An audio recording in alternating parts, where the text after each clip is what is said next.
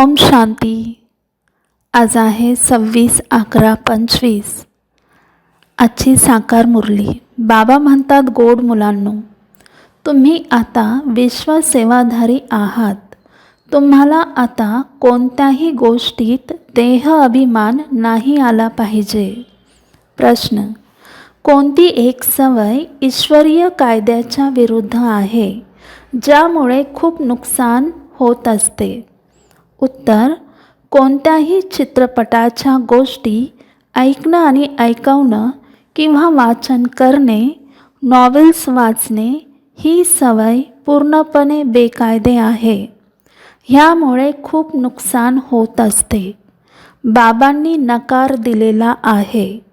मुलांनो, तुम्हाला अशी कोणतीही पुस्तके वाचायची नाही आहेत. जर कोणी बीके अशी पुस्तके वाचत असतील तर तुम्ही एक दुसऱ्यांना सावध करा. गीत आहे, मुखडा देखले प्राणी. ओम शांती. गोड गोड आत्मिक मुलांप्रती आत्मिक बाबा म्हणतात, आपली चेकिंग करा की बाबांच्या आठवणीमध्ये आपण तमोप्रधानतेपासून सतोप्रधानकडे किती पुढे गेलेलो आहे. कारण की जेवढे बाबांच्या आठवणीमध्ये राहाल तेवढे पाप मिटत जातील. कारण की लिहिलेले पण आहे, देहासहित देहाच्या सर्व संबंधांना सोडून स्वतःला आत्मा समजा. बाबा आठवण करून देत आहे की तुम्ही मुले सर्वात पहिल्यांदा अशरीरी आला होतात. तेव्हा तिथे पवित्रच राहत होतात. मुक्ती जीवनमुक्तीमध्ये अपवित्र आत्मा कोणी जाऊ शकत नाही. ते आहेतच निराकारी निर्विकारी दुनिया. ह्याला म्हटले जाते साकारी विकारी दुनिया. मग सतयुगात हीच निर्विकारी दुनिया बनत असते. सतयुगात राहणारे देवतांची तर खूप महिमा आहे. आता मुलांना समजावून सांगितले जाते की चांगल्या पद्धतीने धारणा करा आणि करवून घ्या की तुम्ही आत्मे जिथून आलात पवित्रच आला आहात. मग इथे येऊन अपवित्र जरूर व्हावे लागते. सतयुगाला वाइसलेस वर्ल्ड आणि कलियुगाला विशेष वर्ल्ड म्हटले जाते. आता तुम्ही पतित पावन बाबांना आठवण करत आहात की ह्या विकारी दुनियेमध्ये या आणि आम्हाला घेऊन जा. बाबा स्वतः येऊन समजावतात. ब्रह्मा बाबांच्या चित्रावर गोंधळून जातात की त्यांना इथे का बसवले. समजावून सांगितलं पाहिजे. हे तर भागीरथ आहे. शिवभगवानुवाच आहे, हा रथ मी घेतलेला आहे. कारण की मला प्रकृतीचा आधार जरूर घ्यायचा आहे. नाहीतर मी तुम्हाला पतितापासून पावन कसे बनवू शकेल. बाबा म्हणतात, वास्तविकरित्या मुलांना समजावून सांगितले आहे, गुरु कोणीही नाही शिवाय एका बाबांव्यतिरिक्त. ज्यांचे गायनच आहे सद्गुरु अकाल.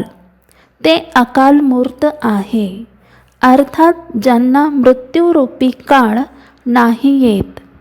ते पण आहेत आत्मा.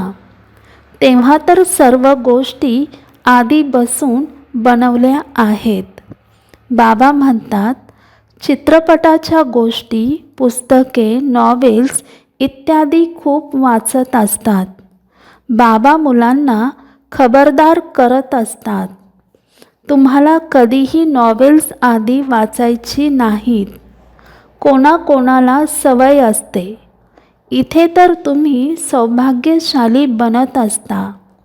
कोणी बीके पण नॉवेल्स वाचतात. ह्यासाठी बाबा सर्व मुलांना सांगत असतात, कधीही कोणी नॉवेल्स वाचताना दिसत असेल तर पटकन फाडून फेकून द्या. ह्यामध्ये घाबरायचे नाही. कोणी आपल्याला श्राप नको देवो वा क्रोध नको करायला अशी कोणती गोष्ट नाही. तुमचं काम आहे एक दुसऱ्यांना सावध करणं.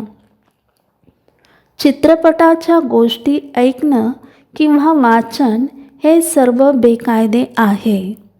बेकायदे कुठलीही वर्तणूक असेल तर पटकन रिपोर्ट करायचा आहे. नाही तर सुधारणार कसे? स्वतःचे नुकसान करत राहतील. स्वतःमध्येच योगबल नसेल तर काय बसून शिकवणार? बाबांनी नकार दिलेला आहे. जर असे काम कराल तर जरूर आतलं अंतर्मन खात राहील. आपलं नुकसान होईल. त्यासाठी लिहिलं गेलं पाहिजे की कोणते बेकायदे वर्तणूक तर नाही करत आहे. कारण की BK म्हणजे ब्राह्मण ह्या वेळेत सेवाधारी आहे ना. बाबा पण म्हणतात मुलांनो नमस्ते अर्थासहित समजावत आहे.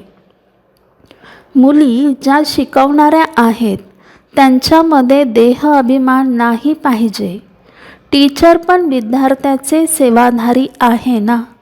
स्वतः गव्हर्नर असेल तरी पत्राच्या खाली सही करतील मी तुमचा आज्ञाधारक सेवाधारी आहे. बिलकुल समोरच नाव लिहितील. आजकाल तर गुरु लोक पण स्वतःलाच लिहितील श्री श्री श्री फलाना असे लिहितात. वास्तविकमध्ये असे लिहिले नाही पाहिजे. न फिमेल श्रीमती लिहू शकते. श्रीमत तेव्हा मिळेल जेव्हा श्री श्री स्वतः येऊन मत देतील. श्रेष्ठ बनविणारा तर श्री श्री शिवबाबा आहे. तेच उच्च ते उच्च बाबा आहेत जे आम्हाला शिकवत असतात. शिव भगवानुवाच मन मना भव. बाबा म्हणतात सर्व्हिसचा छंद पाहिजे. सर्वांना संदेश देण्याची युक्ती रचली पाहिजे. मेहनत करायची आहे. नशेमध्ये सर्वांना सांगायला हवे. शिवबाबा म्हणतात माझी आठवण करा तर पापे भस्म होतील. आम्ही एका बाबांच्या व्यतिरिक्त कोणालाही आठवण नाही करत. अच्छा. बाबा म्हणतात गोड गोड खूप खूप वर्षानंतर भेटलेल्या मुलांप्रती मातपिता बापदादांची प्रेमपूर्वक आठवण आणि सुप्रभात. आत्मिक पित्याचा आत्मिक मुलांना नमस्ते. आम्हा आत्मिक मुलांचा आत्मिक पित्याला प्रेमपूर्वक आठवण आणि नमस्ते. धारणेसाठी मुख्य सारांश. पहिला, एम ऑब्जेक्टचे चित्र सतत बरोबर ठेवायचे आहे. नशा असायला हवा की आता आपण श्रीमतावर विश्वाचे मालक बनत आहोत.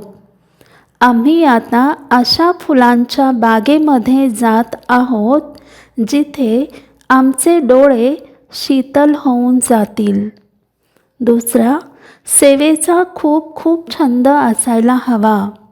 खूप मोठ्या मनाने आणि उमंगाने मोठ्या मोठ्या चित्रांवर सर्व्हिस करायची आहे. बेगर टू प्रिन्स बनायचे आहे. आजचं वरदान, कर्मांच्या गतीला जाणून गती सद्गतीचा निर्णय घेणारे मास्टर दुःखहर्ता सुखकर्ता भव. विस्तार आहे. आत्तापर्यंत आपल्या जीवनाच्या गोष्टीला बघणारे आणि ऐकवणारे त्यामध्येच बिझी नका राहू. परंतु प्रत्येकाच्या कर्मांच्या गतीला जाणून गती सद्गती देणारे निर्णयकारी बना. मास्टर दुःखहर्ता सुखकर्ताचा पाठ बजावत रहा. आपल्या रचनेचे दुःख अशांतीची समस्येला समाप्त करा. त्यांना महादान आणि वरदान द्या. स्वतः सुविधा नका स्वीकारू. आता तर दाता बनून द्या. जर सॅल्वेशनच्या आधारे स्वतःच्या उन्नती वा सेवेमध्ये अल्पकाळाची सफलता प्राप्त पण झाली तरीही आज तुम्ही महान होताल आणि उद्या महानतेची तहानलेली आत्मा बनून जाल.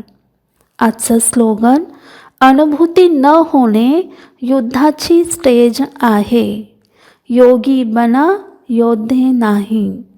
अनुभूती न होणे युद्धाची स्टेज आहे, योगी बना योद्धे नाही. अच्छा. ओम शांती.